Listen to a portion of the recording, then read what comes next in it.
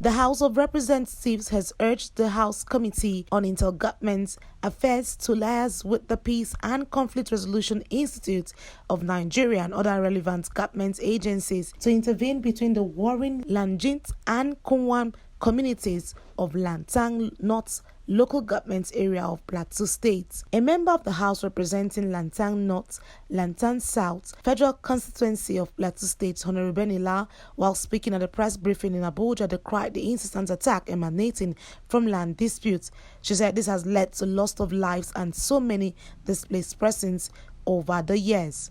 She, however, calls for a lasting peace between them, stressing the need to strengthen the traditional institutions so that traditional rulers would be able to effectively intervene in communal crises before they escalate. Which is a very significant population. They have about 3 major wards and a sub-clan that spreads across Lantang North, have been engaged in a communal crisis with the Liangjit people, who are also very significant of the Ghani extraction in Lantang North. These are 2 sub-clans fighting each other. The communal clashes have occurred over time. And in the past, I have visited those communities on several occasions, condoling the communities, providing relief materials, and calling for peace. However, the last clash, which was very bloody and the worst that we have seen in recent terms, raised down almost the entire communities of the Liangjit and reprisal attacks of the Kumbuang, and so on and so forth. Within a space of about 2 weeks, they had gone back and forth on each other, almost twice or thrice.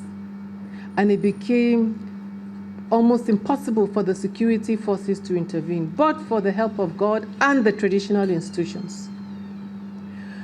The loss of lives, about 8 people or so, maybe more, said to have died. Children, women injured. People fled their homes because when one community is coming, the other ones, everybody in that village will run away as they hear they're approaching, and then the other ones will stand up and go and attack the other communities, and so on and so forth. So a lot of lives and properties have been lost. I brought this motion to the House not because I wanted to bring it to the national scene, but because we need a mechanism to intervene in communal clashes across the nation, because inter-ethnic rivalry disputes very often times get out of hand. And when they get out of hand, sometimes they can be bloody. In another development, the spokesperson of the House of Representatives, Honorable Benjamin Kalu, while briefing the call on the Parliament's weekly update, shed more light on the motions that led to creation of more ad hoc committees to checkmate the oil subsidy. This week, we have only been busy mainly with the oil subsidy committee inauguration, and I'm sure people will try to highlight why we needed to have that ad hoc committee. And today again we came up with another ad hoc committee that will be inaugurated hopefully by next week, and they need to see what this joint venture agreements and all the structures we have set around oil and gas, how it's affecting us with regards to our revenue, production sharing formula, and all this framework we put in place.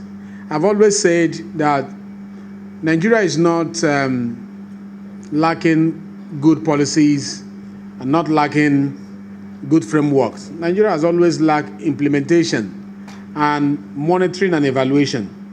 Appraiser once in a while to know how far this is doing and how well we can perfect them.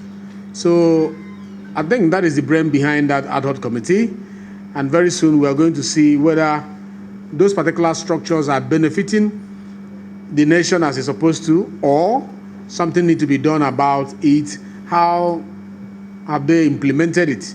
It is hoped that the policies in Nigeria would someday get to see the light of the day in implementations and validations. Annie T. Patrick, Core TV News, Abuja.